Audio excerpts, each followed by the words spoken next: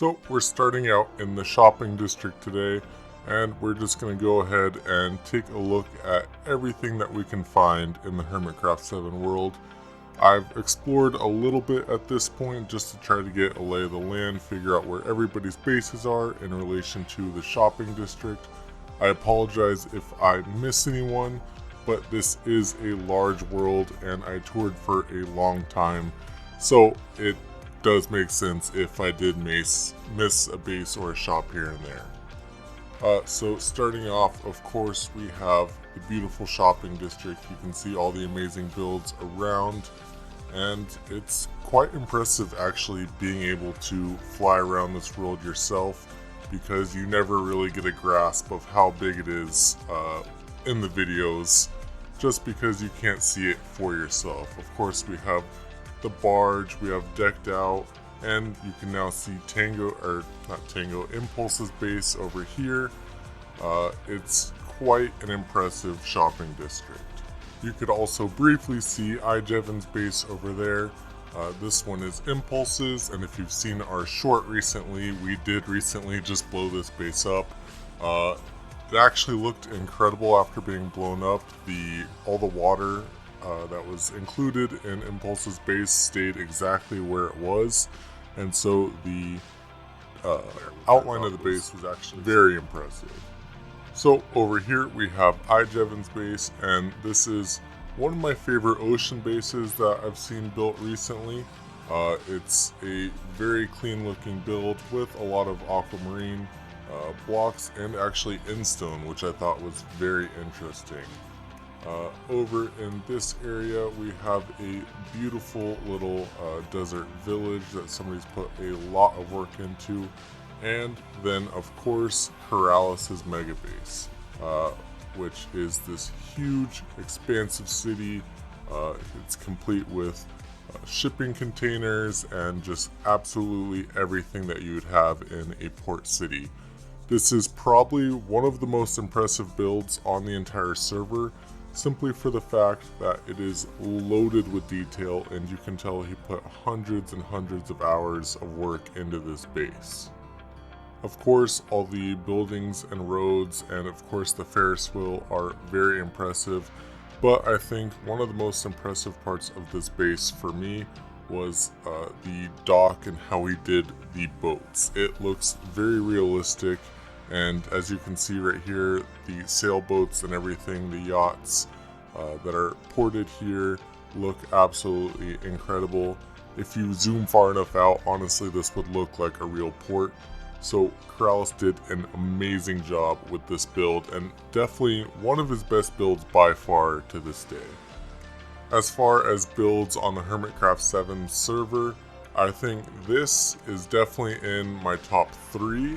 And possibly my number 1, but I'm not too sure yet because there are some pretty incredible builds across the city. We also have Suma's base, which takes up most of this jungle over here. Ethos base is also a part of it, but it's a very small section compared to what Suma has done. Suma used a lot of white and gray concrete as well as honey blocks to create all these amazing towers and buildings throughout the jungle, and it looks very incredible. I like the concept and idea of this base, of how everything is spread out rather than just one central base. So it definitely goes into my top 5 for this season because of the out-of-the-box design that he used for this base. It's even more impressive that all the towers and everything have the same block palette.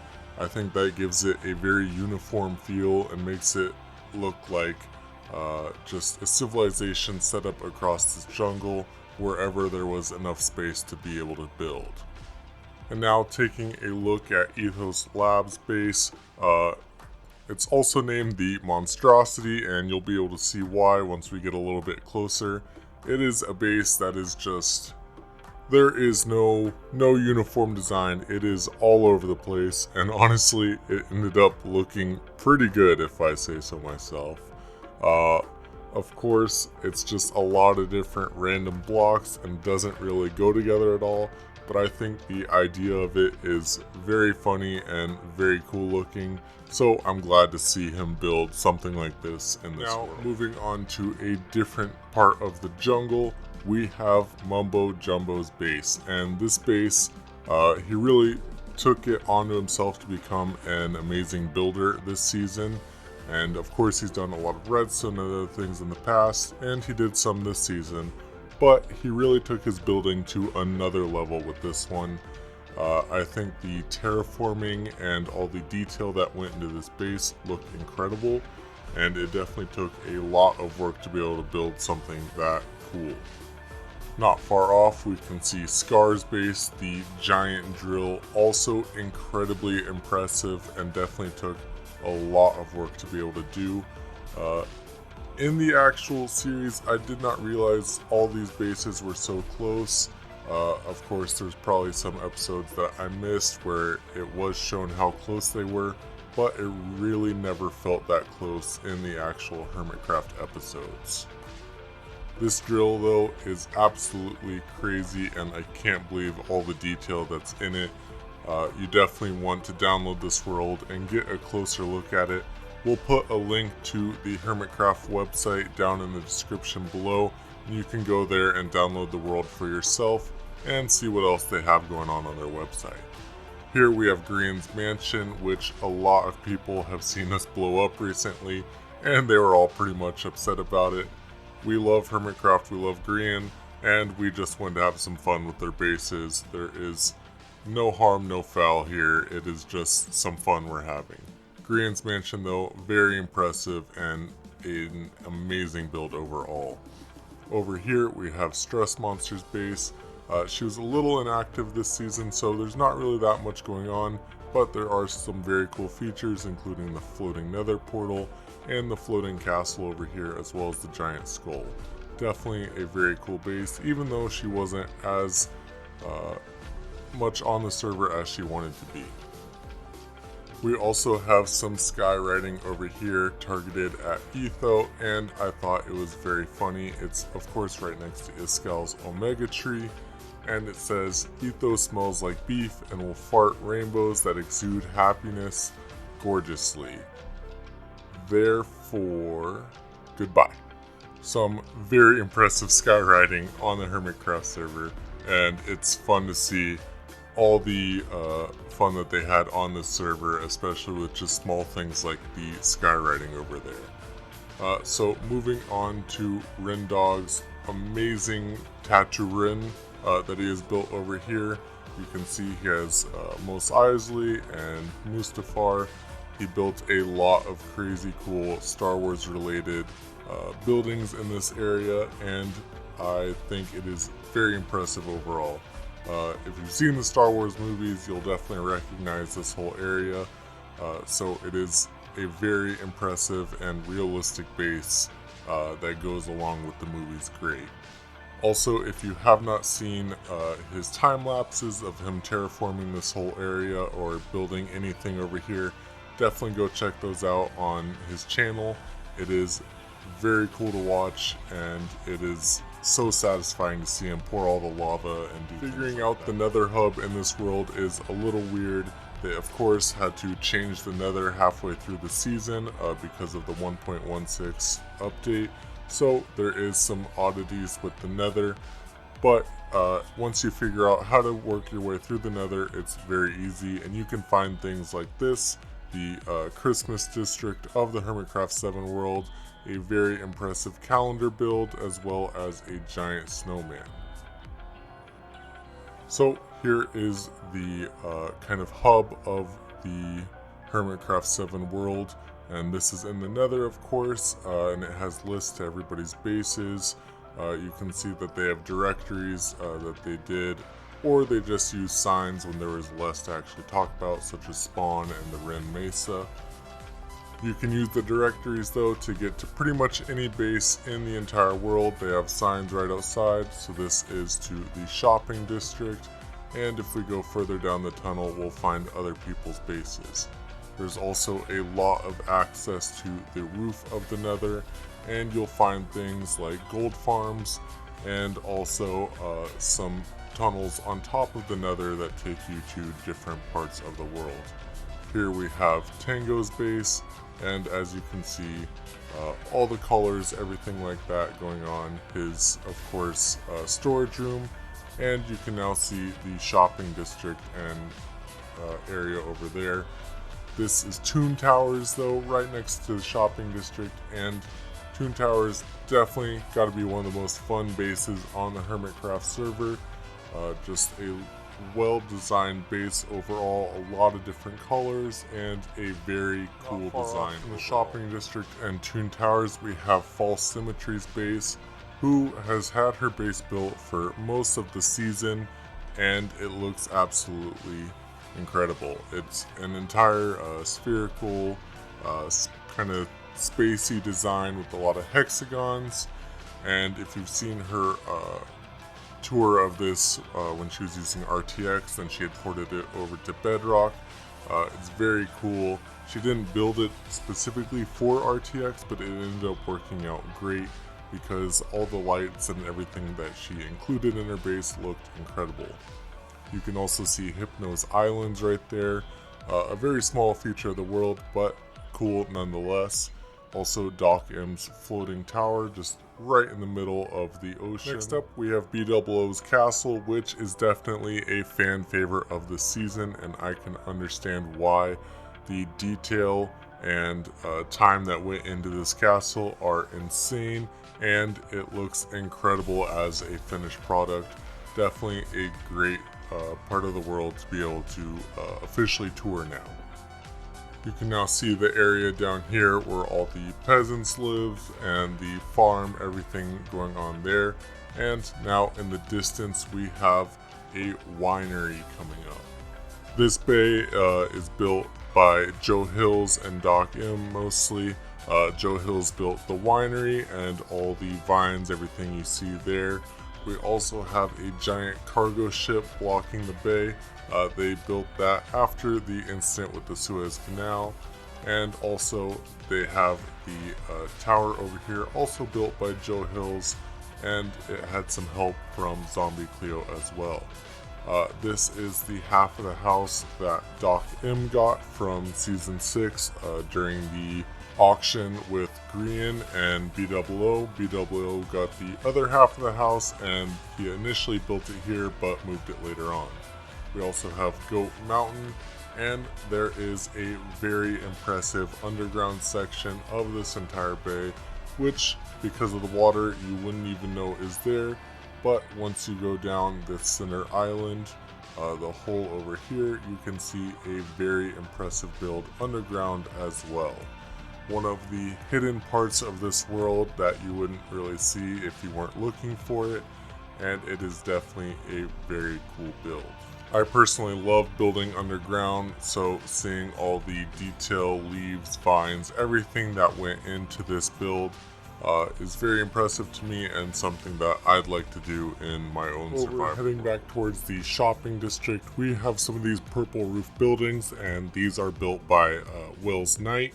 Small builds, but a great addition to the world overall, so wouldn't be the same HermitCraft without them. Back in the nether, down this very long crying obsidian and lava tunnel, there are a few different things, including Hypno's base, which is very early on, and it has his boardwalk and small islands. And then here we have the sign district, which this is where they make all the maps and things like that by doing pixel art in Minecraft, which is very cool. The fact that they have a whole district for this, especially like with the Mumbo for Mayor, the Joe Hills for Dog Catcher, all the signs that they had this season, they are in this district, and this area just looks very cool. The open ocean with all this built out here, very incredible, and definitely a whole different breed from any other Minecraft that you'll see. Going back through the nether, we can make our way over to Cupfan's base, which is very close by, and he of course built the incredible pyramid this season. This thing is absolutely massive. I of course watched him build this throughout the season, but still somehow didn't understand the absolute scale of this thing until I was able to tour it myself, and that made it all the more impressive. This thing is huge, and it includes a ton of mini games and just pretty much anything that Cubfan thought of he put inside of this pyramid. It was great watching him throughout the season slowly upgrade from the smallest pyramid all the way up to this absolute monstrosity of a pyramid, because it is huge. You can see all the blocks that he put in here, a lot of honey, a lot of gold, of course sandstone, glowstone all around, and of course to top it all off, it has a very cool redstone door right at the end of it. This door, probably one of the funnest redstone doors on the server, just because of its design with the gold pyramid in the center, and then watching it all fall straight into the ground with the mixture of pistons, slime blocks, and honey blocks all in the center of it. The outside of the door has a completely different design than the inside, and of course it is Cubfan's face. We can watch it slowly come up into frame, and there we go, Cubfan's head right on the front of the door to his pyramid. We'll back out now and see this whole thing, and you can see the absolute size of this thing. It is huge, has a few beacons and tons of detail all on the inside of this base.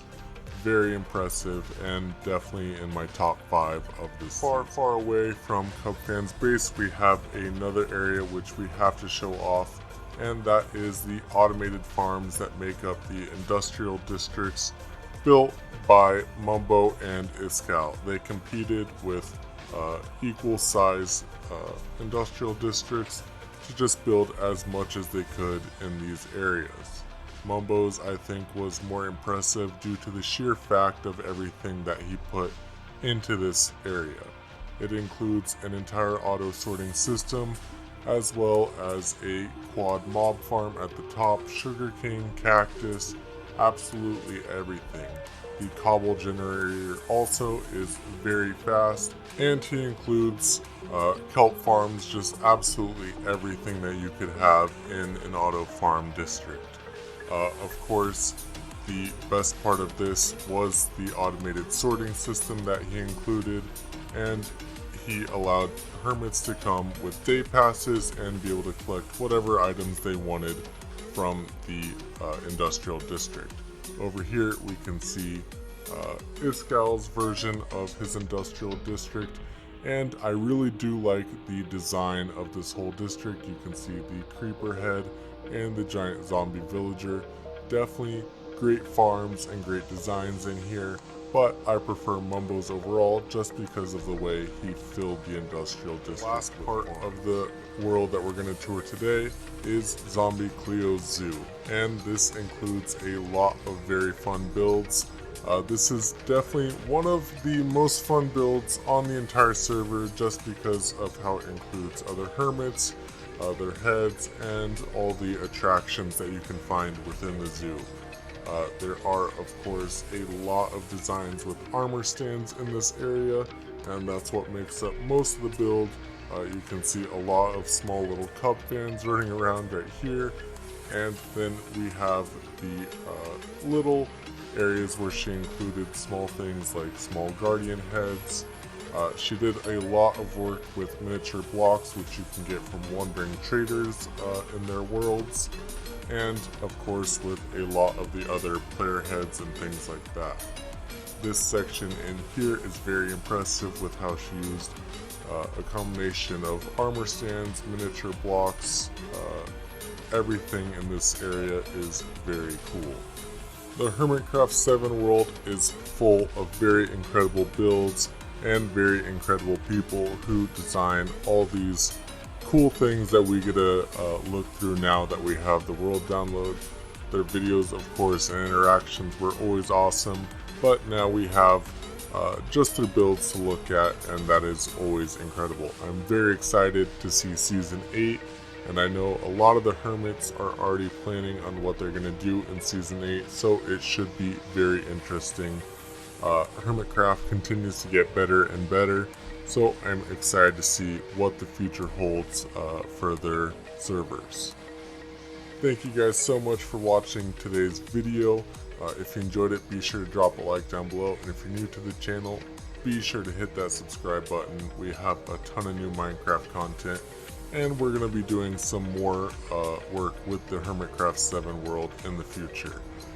We will likely be doing a video that includes all the HermitCraft 7 bases and their coordinates, so if you download the world and you're not sure about where to go, don't worry, we're going to post a video soon detailing all of that. Thank you guys so much for watching, and I'll see you next time.